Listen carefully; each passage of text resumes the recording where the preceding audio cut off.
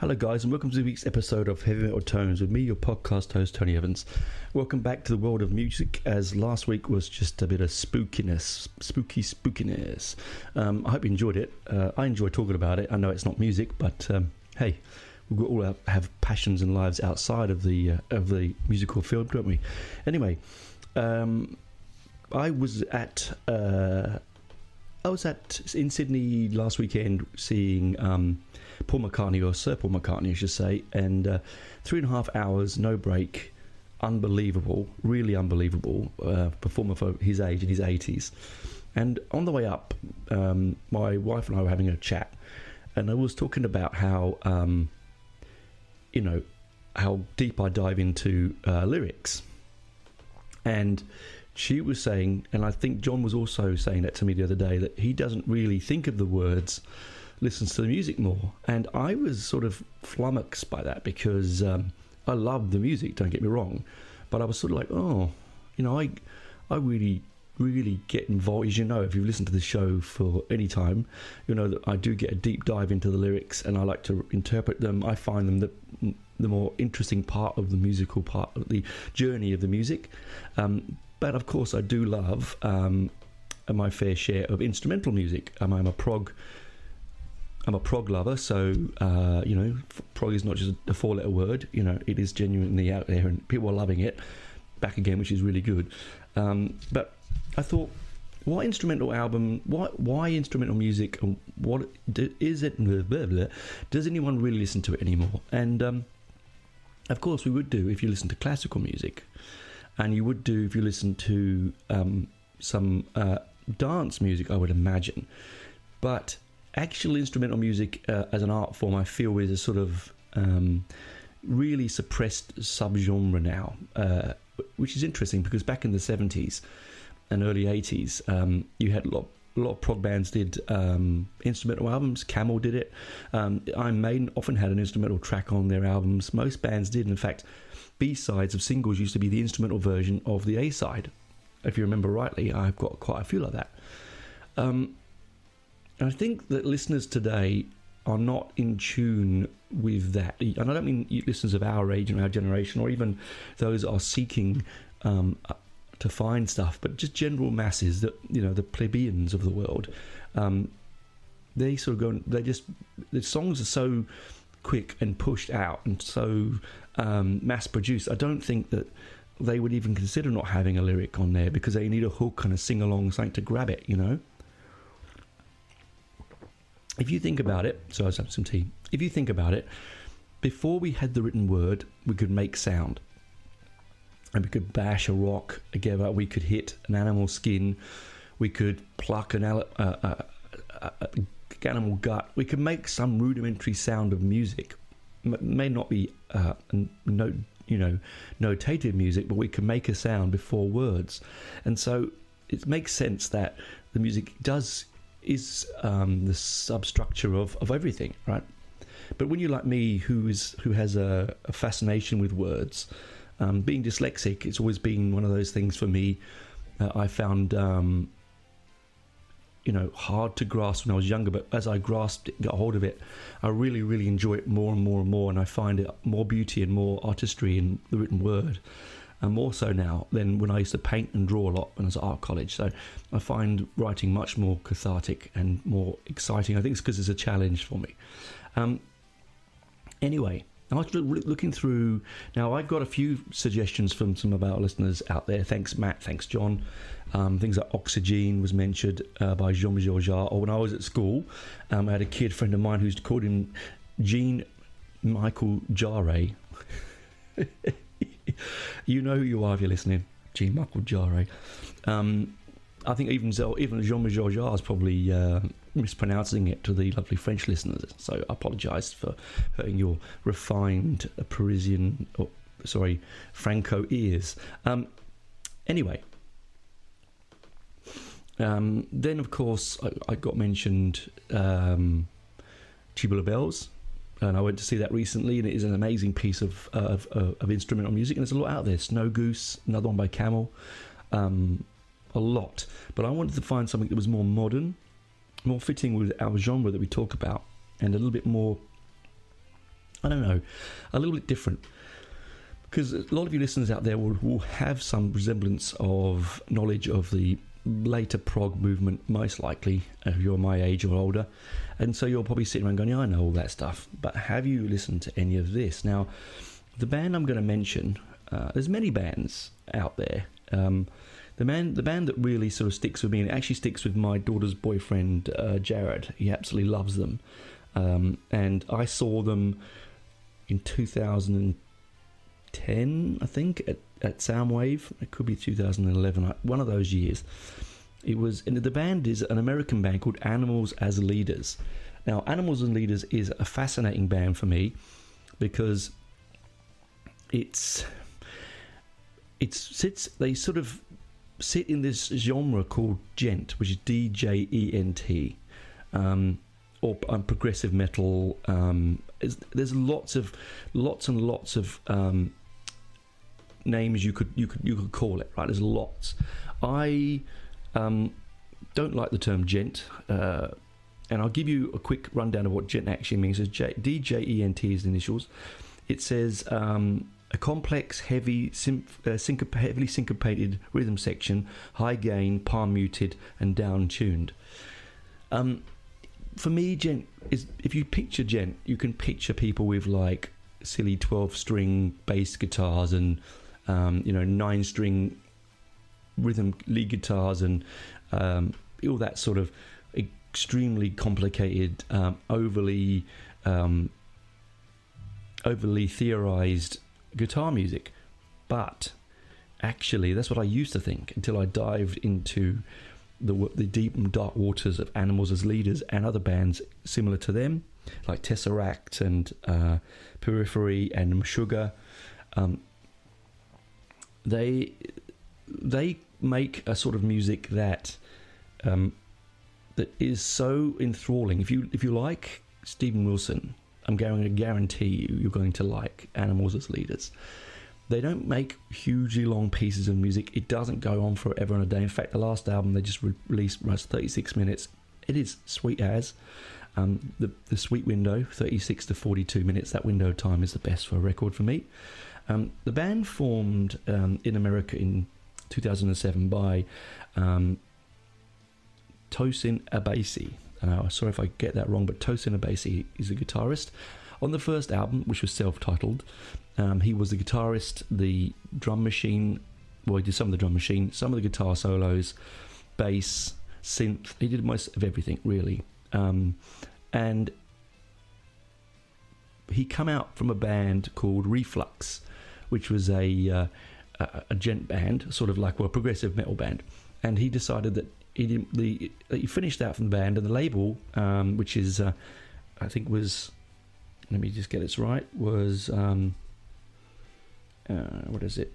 Sorry, 1 second. I wrote it down. I can't find what I wrote down. 1 second.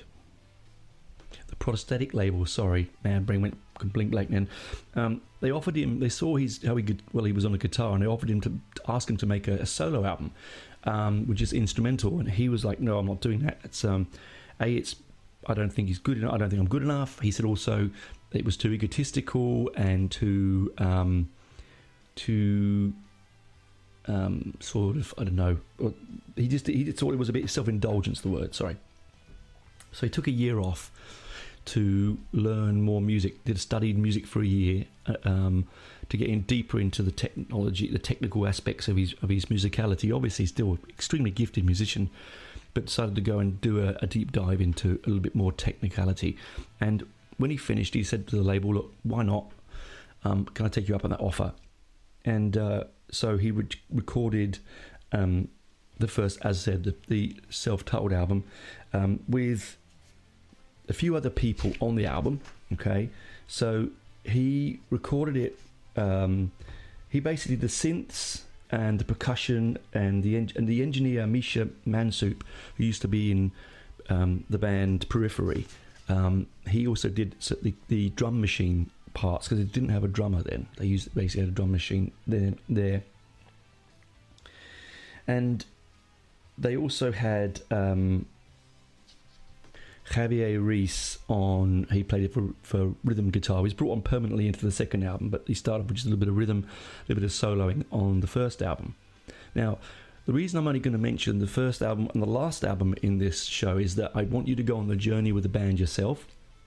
But you can, if you only want to spend a little bit of time with the band, go to the first album and then go to the last album released last year, and you'll see the difference in sound, and it might make you whet your appetite to go back and try the other albums. Okay, they've released a few albums in the last few years since 2007. All right. I actually think that the Self-Titled album is my favourite of the early albums, absolutely. But I don't know. You might find it a little bit more. You might find the later middle albums, because they didn't get a real drummer until they. I want to say real drummer, a physical drummer, until their third album, and that's when the very gifted and fantastic Matt Garskin, sorry I said that wrong, Garska came on board. Actually, I might be wrong there. I think he came in on board on Weightless, which is the second album. So the albums were as Animals as Leaders, Weightless, The Joy of Motion, The Madness of May, and Parisia, which is the final album. As I particularly took the first and the last one. If you want music that sounds pretty similar as well, but a lighter option after you've listened to these, I highly recommend a band called Pliny. I saw Pliny at the Basement here in Canberra a few years ago. Australian instrumental progressive music, very beautiful guitar, very beautiful. So if you ever want something a little bit lighter, like Tesseract, I'd go and look at Pliny. Anyway, before we move on, you might be thinking, what's an interesting name for a band, Animals as Leaders? Where did they get it from? Well, Tosin got it from the 1992 novel Ishmael by Daniel Quinn. He thought it was really very much the way the world was going. And I thought that's pretty smart. It's a really intelligent name. It sticks in your brain. I was just saying to someone the other day that I think band names have all been used, all the good ones. Like, there are some shockers out there, but there are some really clever ones, and it seemed to be all gone. Anyway, so let's listen to the first album. Okay, so it has got quite a few beautiful tracks on the album. A lot of them, when you listen to them, with all instrumental music, it might be called something like, there's a track on it called "The Price of Everything, the Value of Nothing." And that's my favourite track on that first album. It is absolutely beautiful, so different to everything else. I've wrote intricate, delicate, heavy, thought-provoking, technical, beautiful, terrifying in its architectural layering and its composition. It's so architectural. So using a drum machine, it does lose a little of its humanity. Now, that aside, the type of music that is played, particularly gent and progressive metal, it does have very fast, extreme rhythm section. So it could easily be sounding like a drum machine. You could listen to Matt and think, "Oh, that's a drum machine." But when you do listen to the first album, when you know it's a drum machine, it does take away. It does, well, not take away, it's the wrong thing. You feel, I don't know, it sort of does make the music a little bit more Casio cassette record keyboard player. You know what I mean? That sort of, it doesn't feel like it's human. And when Mansour programmed the drums, he did a fantastic job. Don't get me wrong; it's absolutely brilliant. It doesn't sound like a cheap 80s drum machine. It is very well rendered. It is beautifully produced, but you can tell that it's snapped to a grid. You can sort of tell that it's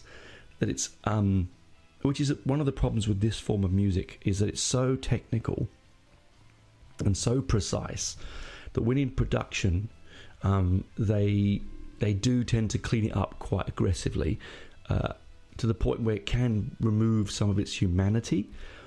But if you put that aside, you will enjoy this. When I saw them live, as I said, at Soundwave, it blew my mind. I mean, I walked into this tent, I had no idea who was on. They were sitting down, if I remember rightly, and they were, you know, when you watch a band and the guitar's high up under their armpit almost, and you sort of think to yourself, here we go. You know, is this going to be, and pardon my French here, is this going to be a load of guitar wank? Am I going to just, you know, get really bored? That was the sort of headspace I was in, because I was at Soundwave watching all these incredible live acts. But it really took me on a journey. I was enthralled and amazed at the ability of their musicianship. There's three men on a stage. It was just absolutely mind-boggling.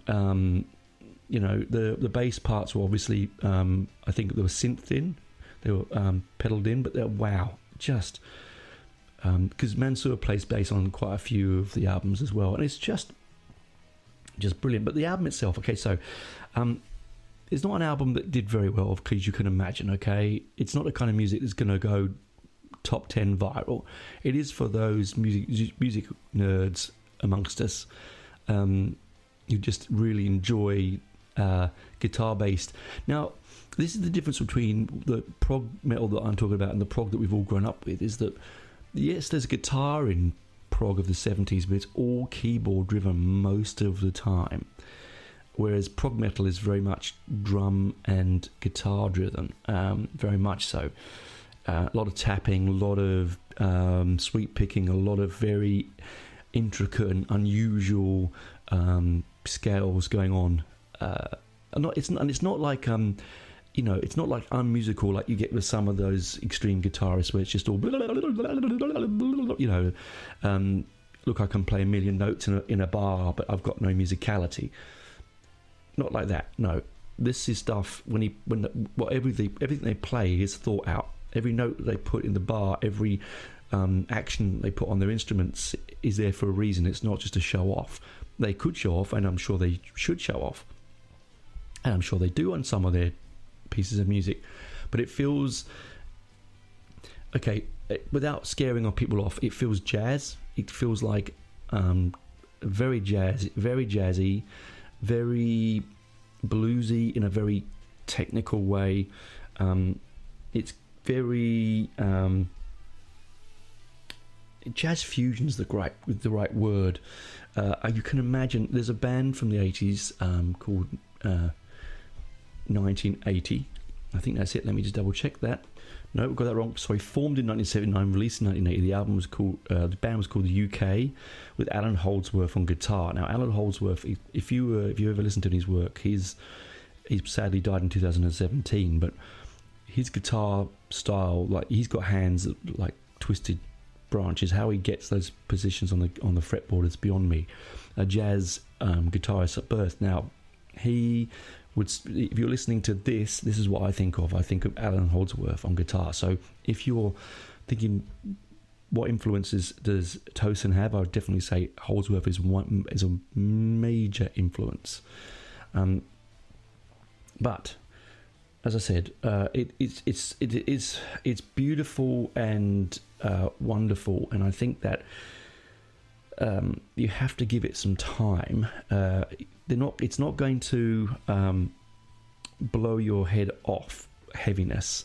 It is heavy, but don't be scared of it. Like those out there who are not into heavy or just coming into the heavy genre, you often think I'm just going to dabble my toes. It is heavy, but it's like any heavy classical music. If you were to listen to Wagner or Beethoven or Mahler, you're going to get that kind of heaviness on it. But back to the drumming thing, the humanity of the drums on this album, it does lack a little bit, and that's why I think when Matt comes in, it does change the course of their band. I don't think they would have gone much further using a machine all the way through.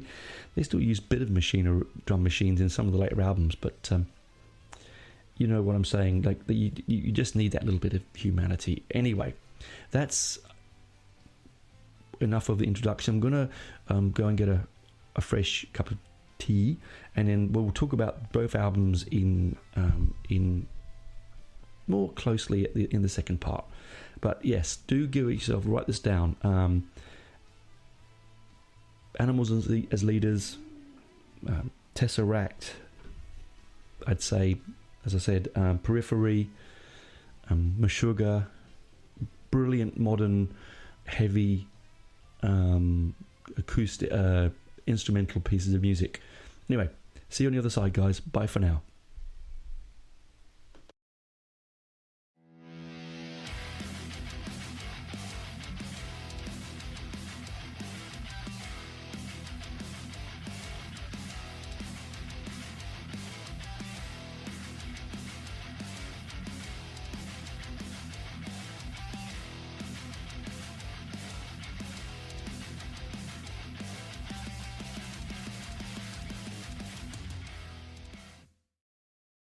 Welcome back to part 2 of this dive into Animals as Leaders and instrumental music in general. As I mentioned right at the end of the first side there, Wagner and Beethoven and Mahler and Chopin, all the classical musicians. We were for a very, very long time, we spent our time listening to music that was purely just music. In our minds and our heads and our personal imaginations, we would play the story out. We were told it was called, let's say, The Ring Cycle. We were told it was called The Sugar Plum Fairy. Whatever it was told. We would start with that story, and we would build in our head the story that music is making. Now, this music is different to that, because I listened to the music. And honestly, all 8 tracks on both albums didn't even need a name, to be fair. Like, if you're listening, as I said, listening to like The Price of Everything, The Value of Nothing. It's a wonderful title. In fact, it's one of my favourite titles of the modern era. It's got delicate guitar. It's so beautiful. It captures your attention. With its textures and its nuances and its lightness. It's one of the lightest tracks on the album. And that one alone does sort of sit with the title. But then if you listen to either the others, there's some like Segura, Tempting Time, Behaving Badly, Caffo, Point to Point, Modern Meat, and Song of Solomon. There were a couple, that's to name a few on the album. I don't quite know. I mean, unless you read the album notes to find out what the songs are really about. And I don't actually own any physical copies of them, which I probably should do. I think I might sort of indulge myself and get a couple soon. It sort of doesn't mean that much, but as I said, if you use it as a jumping off point and go into the music with those words in your head, you may picture what Tosin and the guys were thinking of when they wrote the music. My favourite parts of the album, definitely the opening, Tempting Time, absolutely. The Price of Everything, The Value of Nothing, as I said before, is singularly one of the most beautiful pieces of music, instrumental pieces of music of the modern era. It's just stunning piece of music. And actually, I like Song of Solomon, the final track on the album. It really enters and ends the album very well. It is, as I said, fast. It can take your breath away. You have to listen to it, this album, and like with all their work, you have to listen to it more than once. You're going to have to live with it for a little while. It's no good passing it through your ears and then going away and thinking, well, I've done that. I've done what Tone said. I'm done. No. You will have to live with it, and it will have to live with you, rent-free in your brain, by the way, because it does with me. I know it does with Jared, my daughter's partner. You've really got to, you've got to let it live with you, because every time you go back to it, there'll be something else different. There'll be something more unusual. You'll hear different things. And also it depends how you listen to it. Now, I've listened to it on the go with really good headphones. I've listened to it through my speaker system. Again, they're good. And I've also listened to it through my very expensive studio headphones. And what a difference. The world of sound opens up. I think it's available on that new spatial audio on Apple, I think. And if it is on that, my God, jump in and have a paddle. It's well worth the time to do it, because what Tosin and the boys have done and what Matt does later is just phenomenal. Now, we're now going to talk about the last album. Okay, this is the one that just came out last year, and I think this is all killer, no filler. Nothing makes me want to skip it. It is completely different sound. I think that the journey they go on through those several albums, you really can hear the growth of them. And this one, they've just hit that sweet spot, right? Because when Matt came on, I mean, he's a jazz, progressive, jazz fusion, reggae, blues, funk, hip-hop, Latin, and he does everything. He's been playing in bands since he was 14. His father was a classical guitarist. He's just an extremely, extremely talented drummer. You needed a drummer that could play live, that would cover some of that drum machine stuff from the first album, and it just does. He's one of those drummers that sit amongst the pantheon of drummers that make your jaw want to hit the floor. You know the types, the Neil Pearts of this world. It just sits there. The John Bonhams, the Keith Moons, the Ginger Bakers, the ones that you remember. They're not. It's not just splishy splashy. You know, I've talked about open shoulder drummers and closed shoulder drummers before. This guy is a different league. He's a different league. I don't know how he's tuning these skins. I don't know. I've watched him playthroughs on YouTube. There's some brilliant playthroughs on YouTube of watching him. He's drumming, and it is mesmerizingly brilliant. He is so at one with his kit. He has to be, to keep up with Tosin guitar and also his augmentation. This last album is way beyond djent for me, though. It doesn't really. I think they dropped the djent stuff possibly on their third album. I think this is much more progressive and much more nuanced than just the palm muted, drop tuned craziness of djent. I think this is a far more intelligent, more refined album. And you're going on the journey with me. This is what you do. You go this one, go last one, and go back. Because I think if you go album by album, yes, you'll enjoy it, but I think this shows you. This is a real prime example for me of the growth of a band, and how you can musically change over only a short period of time. Maiden did it well as well. If you look at first Maiden album and this one now, you can hear the difference. Yeah, you can, but that's because they've spent 40 years doing it and have, the millions and millions and millions of pounds, euros and dollars behind them, and studio power and strength. This band here, by no means are millionaires. I can't imagine them being driving around in Rolls Royces and living in mansions. These are hard-working, jobbing, very, very talented musicians. So the last album came out last year in 2022, called Paresthesia, March the 25th, 2022. The lineup on it is Conflict. Now, I'm going to get some of these wrong because they do some weird titles. Conflict, Cartography, Monomyth, which is... we'll get back to that. Red Miso, Gestaltserfall, Asashi, The Problem of Other Minds, Thoughts and Prayers, Microaggressions, and Gordian Naught. No, not Gordian Knot, but Naught, N-A-U-G-H-T. Now, Misha Mansour played bass predominantly on this album. Now, interestingly, he is actually, if I've not mentioned this before, and if I have, I do apologise. He's been credited with the inventor of the name djent. And so he doesn't really like that, and I don't agree with him. I agree with him. It's good to have a be sort of famous for something, but I'd rather be famous for my guitar than just coming up with the name of something. Anyway, it's a brilliant album. Short album, 36 minutes and 56 seconds long.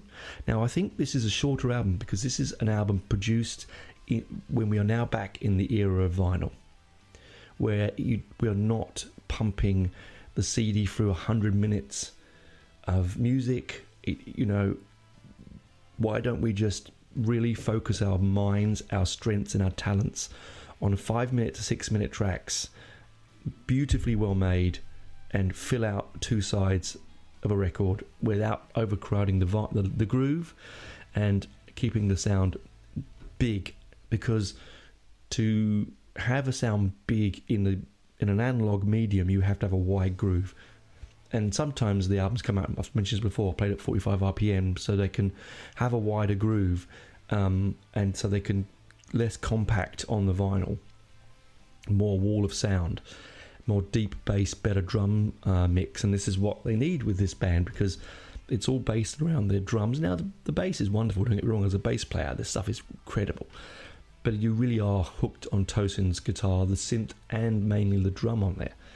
And to be really honest, this is the best sounding production they've come across so far. I reckon this is outstandingly their best album, and certainly their first album. It outshines their first album by quite a way. And to be honest with you, after discussing this with other fans of the band, I'm not a huge fan of The Joy of Motion. Their third album, I think, it was a bit more less technical, I think, which is probably not a bad thing, but it's at the same time, for me, when I go to turn on Animals as Leaders or music of such kind, I want technicality. I want stuff that there's no way on God's earth am I going to play. And there's stuff that, makes middle-aged men stand in gigs, cross-armed, nodding gently and staring wisely at the fingers of the guitarist, thinking, oh my God. We've all done it. I'm sure we've all done it. I know I have. Guilty hand as charged. So they're staring at the guitarist in my own way, thinking, yes, how do I do that? Or looking at the bass player thinking, my God, he's in a completely different realm to the rest of us. And that's not mean to say that the audience don't get chaotic. I'm sure they do, but most of it is standing and appreciative, which I quite like, particularly at my age these days. I don't really want to get in there and have a punch up anymore. Anyway, highlights on the album. Absolutely Monomyth. Monomyth, the second track on the album, outstanding. The intro into the music, the way it pulls you into the album.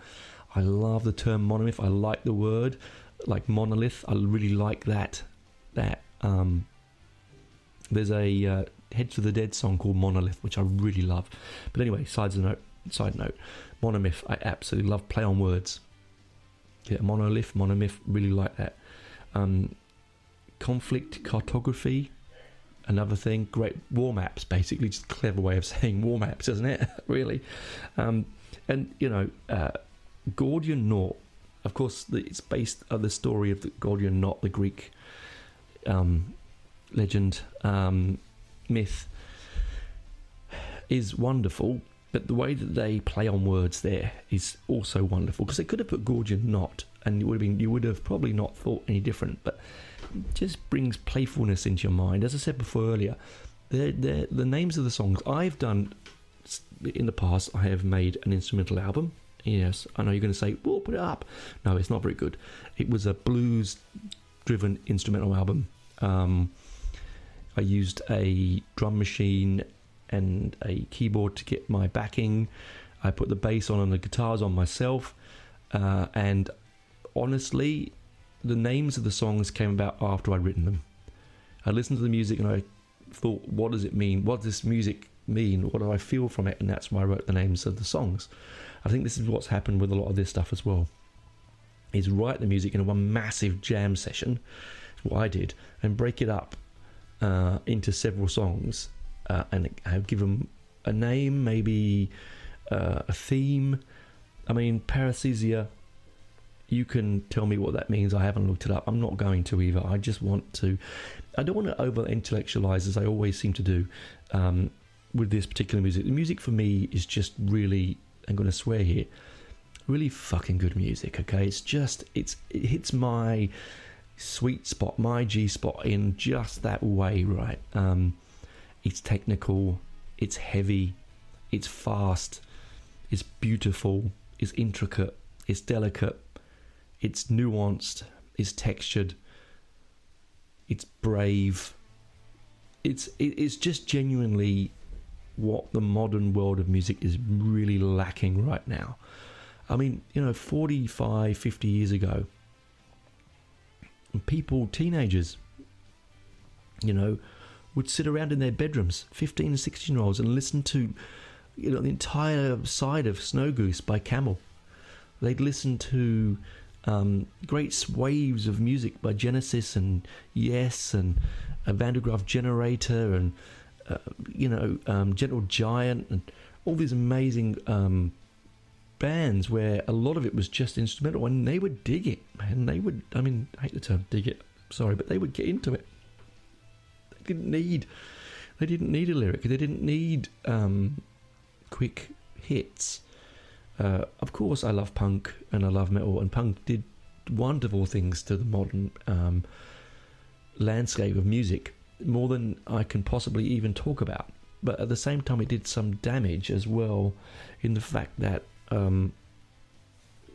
we don't have the ability, or most of the time now, not all of us, I'm generalizing here, the ability to sit down and listen to Paresia or Animals as Leaders, the first album, or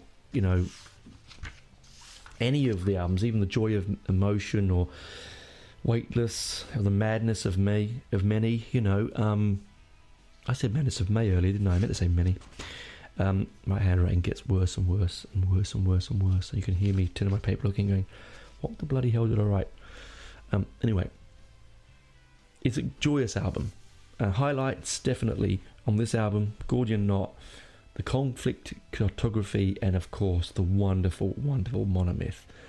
I mean, the problem of other minds is also spectacular. In fact, it's all spectacular. I said all killer, no filler. I reckon you should jump on that, give that a listen through their catalogue. I spent the weekend listening to their entire catalogue. There are not a lot to get your teeth into. There's only a few albums. It won't take you that long. Spend them a day or two. You'll need to repeat them, as I said, and then jump into other amazing, if you don't want to do heavy progressive instrumental music but want guitar-based stuff, as I said, Snow Goose by Camel, self-titled album. I definitely say anything by Pliny. What did I write? Pliny. I did write one down. Every Piece Matters is a beautiful piece by Pliny, and if you're living in Australia and want to see him, he plays quite regularly here. He makes his own guitars. I think he's a Lutheran as well. Really nice chap. Young looking. When I watched him play, I was in awe. Absolutely. It was a strange old band. He was supporting Paul Di'Anno. I wouldn't have picked that as a support band for Di'Anno, but hey, just marvellous. Again, textured, heavy, but also really pretty pieces of music. Of course, if you feel that you want to try something a little bit older, Tubular Bells, why not? Tubular Bells is not just for your granddad, all right? It is for the youngsters as well. It is for people our age. It's timeless, absolutely timeless piece of music. We all know it because most of us have seen The Exorcist, and we know the theme tunes. That I've already mentioned this before in a previous podcast, but so you let Animals as Leaders be a jumping off point for you, and then delve back and find some really beautiful pieces of instrumental music that anything, honestly, by Rick Wakeman as well. There are some vocals on Rick Wakeman stuff, but it's mainly instrumental. On The Six Wives of Henry VIII, Seven Wives. He's a secret one. No, Six Wives of Henry VIII. He did the King Arthur. He did the latest one, which was absolutely brilliant. Which was I think it's called. Is it Man on Mars or something. Anyway, one of those sort of those. I didn't research on this off the top of my head. Brilliant, and of course, Journey to the Center of the Earth, which I absolutely adore. I like the original version and the new one he did, the reimagined version of it. Now that does have spoken word in it and a bit of lyric, but it's mainly instrumental and it's beautiful. So use it as a jumping off point and go and try that stuff.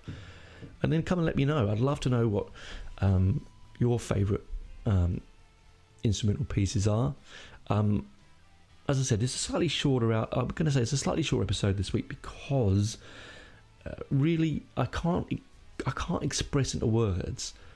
I can't articulate well enough, I don't think, how nuanced, how different Tosin and the guys are, and how brave they are to play this music. Now, if you listen to jazz or fusion jazz or classical music, this is nothing new.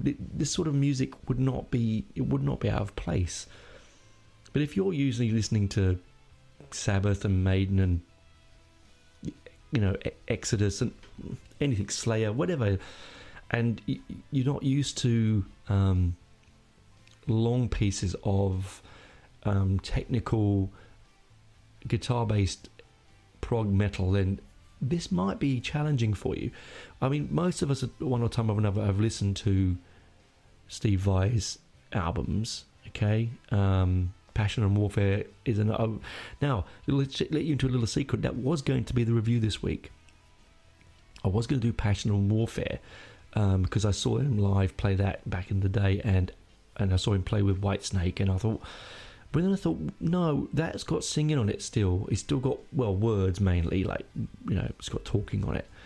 And I thought, I actually want to go a little bit deeper than that. So, along with those albums I mentioned, do give Passion and Warfare by Steve Vai a go.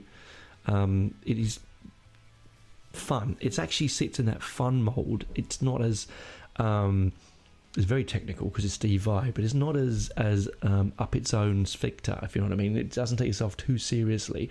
I will do Passion and Warfare as a review if you really want me to. Please do, in my notes, come on my program and let me know, or message me or Facebook me and just say, yeah, do Passion and Warfare, because I will do it.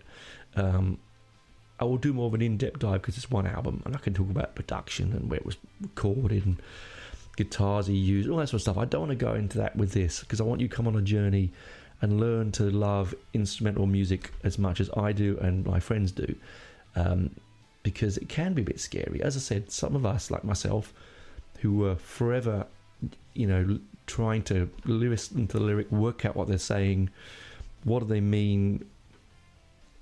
And I think I come across that way because I'm a bass player, but not a really great bass player. I get by. I play guitar and I get by. But I always feel that I could probably be a good lyricist, or I'd enjoy writing lyrics. It would be difficult, but I'd enjoy doing it because I like the... that's why I'm a big Marillion and Fish fan, because I just really enjoy... And Gabriel. I like the written journey that takes you on outside of the music. Because it's something I can attach my fantasy to. I kind of fantasize that I'm written that lyric and I'm writing it down.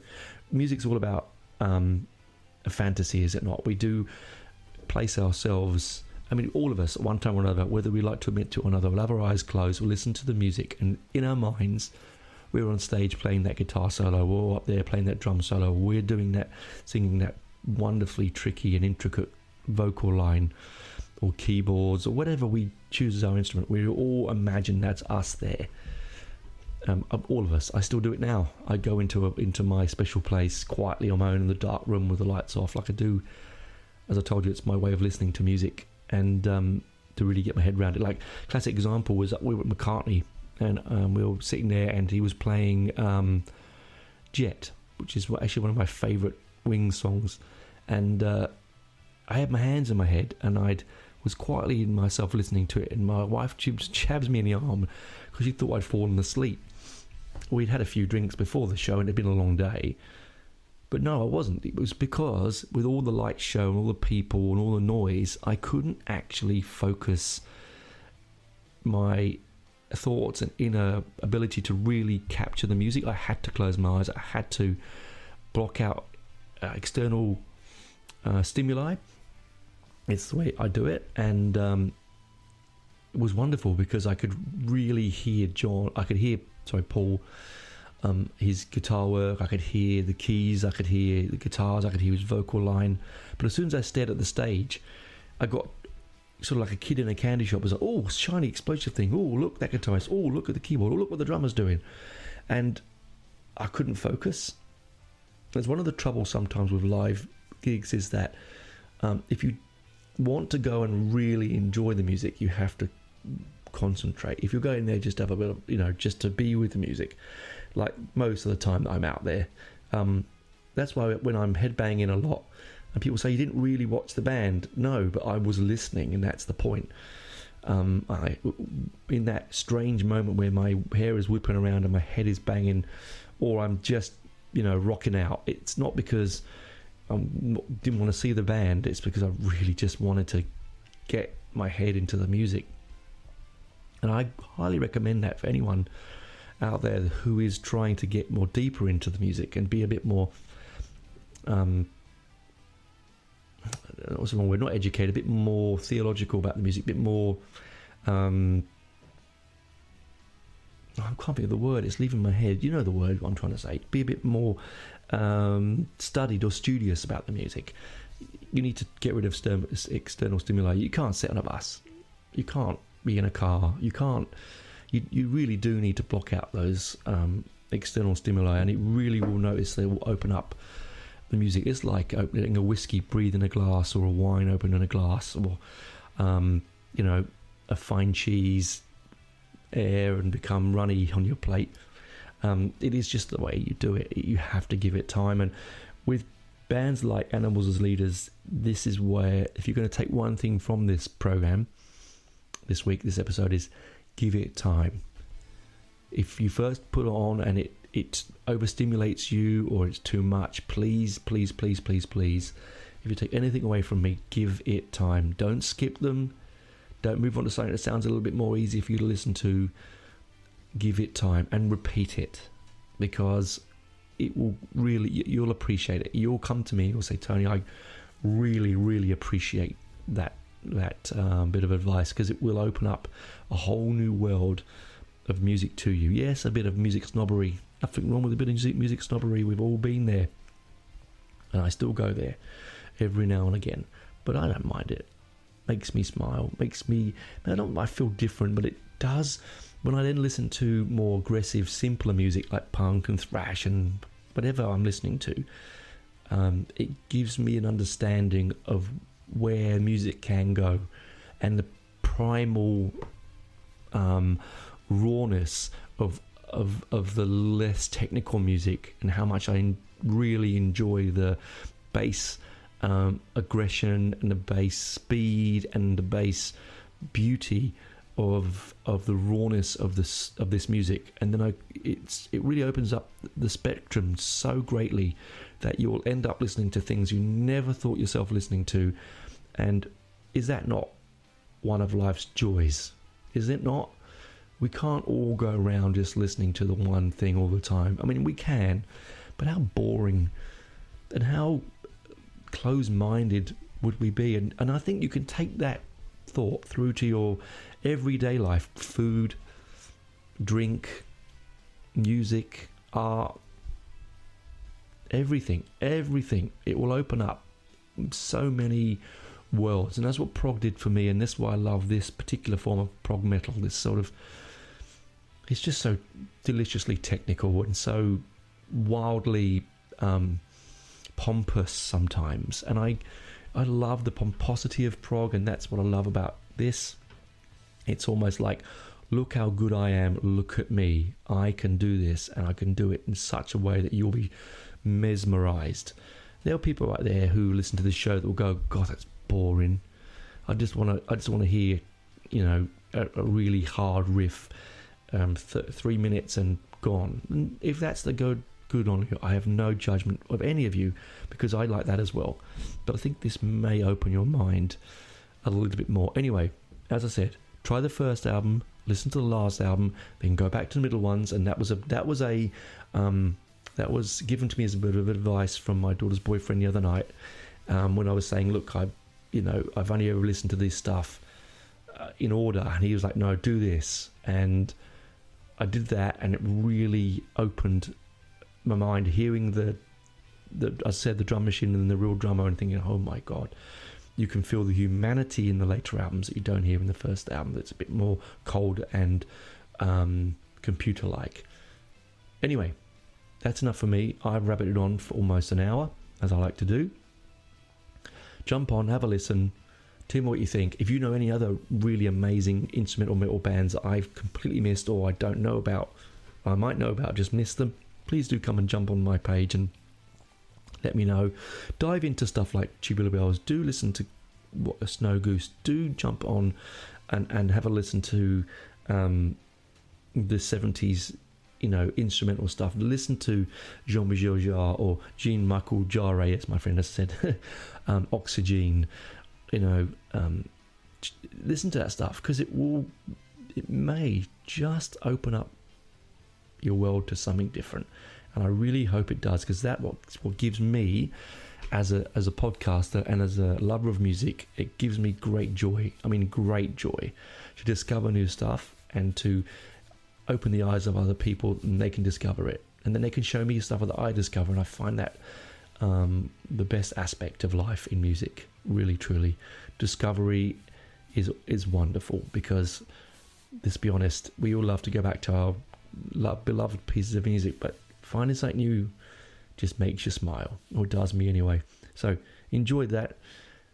Chat soon. Talk next week. Thanks for coming and listening. Do come and leave me a review on Spotify or on YouTube or on iTunes or wherever you get them, because the more reviews I get, the more people will hear my show, because the algorithm points me in that direction. So negatively or positively, I've got some negative reviews on YouTube, on iTunes. I don't mind. Not everyone's going to love what I say. Everyone's going to enjoy my off the cuff. Sometimes it's incorrect, sometimes it's correct. I don't care. I just love chatting music, and I love you listening, guys. So anyway, bye for now. See you next week.